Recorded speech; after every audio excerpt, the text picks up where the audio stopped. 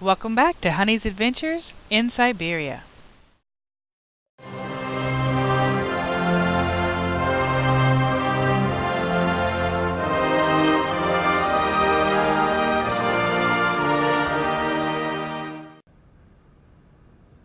So, this is when she was here for the month. We saw in the registry she was just listed as a day resident and had a temporary card, and then she became a permanent resident after that.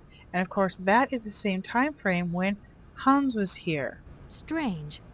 I get the impression that Hans Voralberg turned up here, too. You know Hans Voralberg? Not exactly. I'm looking for him to sort out this inheritance case. But I've had to snoop around in his past a bit to get on his trail, and I guess he's kind of a close friend now. You knew him, didn't you? Oh, yes. I knew Hans Voralberg. Do you hear, James? Ah, if you had the chance to meet Hans. My Hans. Oh, my God. What has become of him? Where is he? As questions go, madam, that one is not without certain complications. I'm sorry, but I have no idea. That's the goal of my mission, to find Hans Voralberg. That's why I have to get back to my train as quickly as possible and to get out of Komkalsgrad. And you cannot find him without the train? The train is one of his last inventions. So is Oscar, the automaton engineer. I get the feeling that the two of them are going to lead me to him. Did you hear that, James? I might see Hans again. I have dreamed so long of meeting my dearest sweetheart again. Oh, if only I could sing. If only I were in Paris, I would ask George for that miracle cocktail. The one that only he knew how to make. Wouldn't I, James? Yes, madam. As you have frequently said, without that famous cocktail, your French tour would have probably been cancelled. I don't understand. An extraordinary tale, my dear. It was December, and it was terribly cold and damp. I had to play the role of Tatiana that evening at the opera. But since the morning, I had lost my voice. It drove me completely mad with worry. I don't know how George, the barman at the Moritz Hotel, heard about my affliction, but he brought me up a cocktail that he had invented. A strange concoction. But it turned out to be a miracle cure. My voice returned to me in an instant. That's amazing. That's just what we need. We're going to mix you up a cocktail. Ah, my dear child. It is impossible. George never told me the recipe of the drink. He loved to keep his trade secrets. He said it made him absolutely irreplaceable. Well, I'm going to get George to tell me. He hasn't yet met with my powers of persuasion. Of course, he's probably been gone for decades, but she I'll said let you get something. a bit of rest. Thank you for listening to me. It was a real pleasure, my child.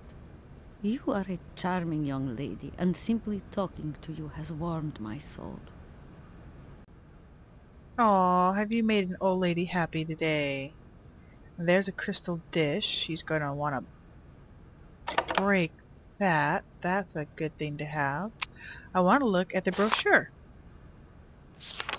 Because we're not going to make it to France. There it is, Paris, France, the Moritz. That's where she stayed when George gave her the drink. So that's going to be the phone number. And I actually wrote that down earlier, so let's call the hotel. 464 33643.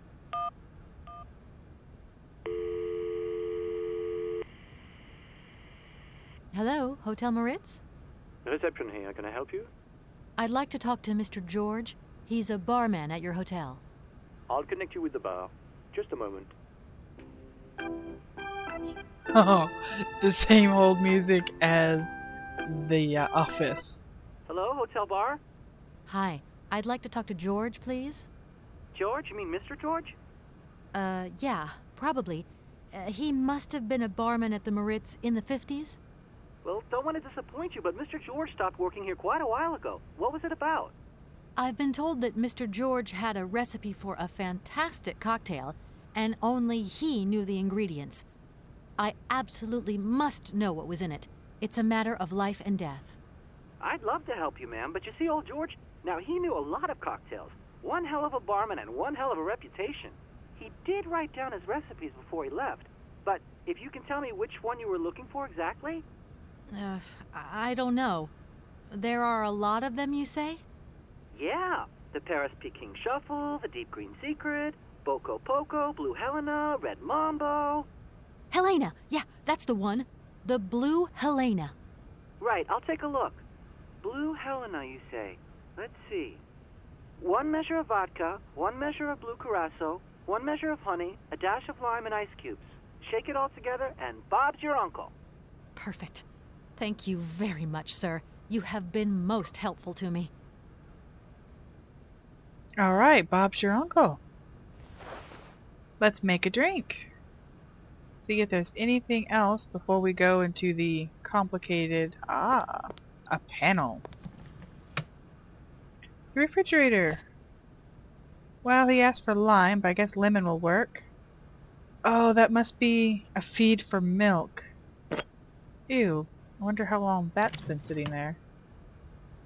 Alright, let's check it out. This is actually a really difficult, at least it was for me, the first time through, puzzle. And I'll explain why. I'm actually going to do one incorrect and one correct, so you can get to see her disdain at your first concoction. This is the main reason it's difficult. You have to look at these like notes on the keyboard. And there would be, we have to have the bass clef, 1, 2, second note would be vodka, 10th note will be curacao, and we have to be sure it's on the treble. And there are 14 total, so it's probably 7 and 7. So we have to pay attention, and if you just kind of look at it, you can easily go, oh, well, second from the right. But it's actually second from the left. You have to look at your keyboard. So that was the biggest trip up for me. So let's turn this on, since that looks like an on-off switch. And I did jot that down while he was talking to us. So we need vodka. Well, let's make sure we've got everything in here. We can see that's a juicer. Let's put our lemon in it. Yeah. As soon as it said vodka, I got to thinking we still have a bottle of vodka.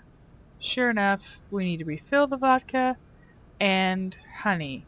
Now we have crystallized honey. That doesn't seem like it's going to flow too well. Yeah, notice we can't take that back, but we can take this back. I'll leave it like this to do the incorrect one.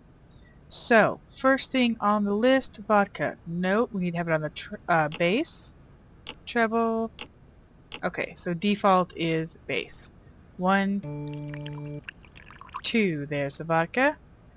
3, 4, 5, 6, 7. So that's the full bass line. Treble. 1, 2, 3, 7, 8, 9, 10. So that should be blue curacao. Now honey. Don't hear anything. The lemon instead of lime.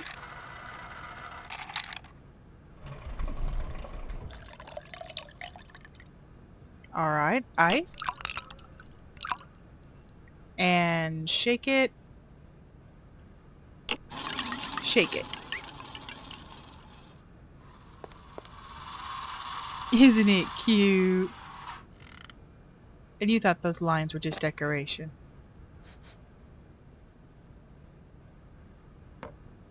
Oh, my God. From what backwater of hell did you find this potion? Are you trying to poison me? It's a Blue Helena. That is impossible. The Blue Helena had a color that was like an aroma like... you understand? Its texture was not quite so... One thing is for certain. This is no Blue Helena. Make an effort, my child. Right. I guess I'll try out another mix. Alright, well, let's take the honey and we can fix that. Try not to poison her. And I actually remember how to make this liquid honey. It helps that I've actually done this trick at home. When your honey gets crystallized, you need to put it into hot water, warm water, a pan of water or a glass of warm water, and it will liquefy again. Over here, we've already turned on the heat. Ta-da! Let's warm up our honey. It should flow, and then we can add it to the drink.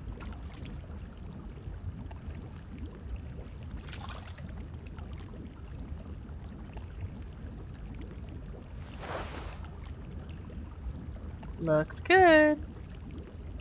We now have liquid honey.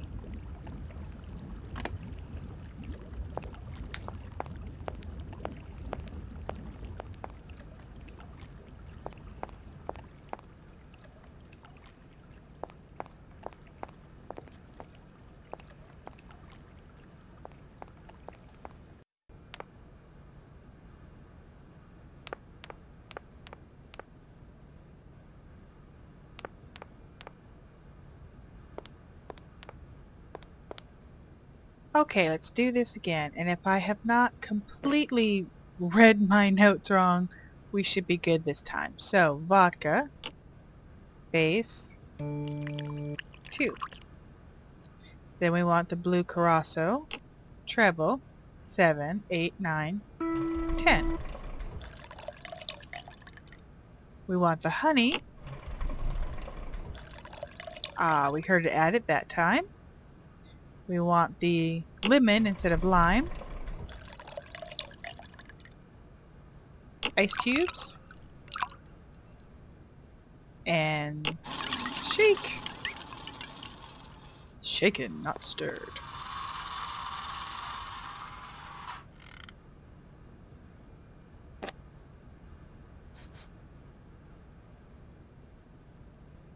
She drinks it. My voice.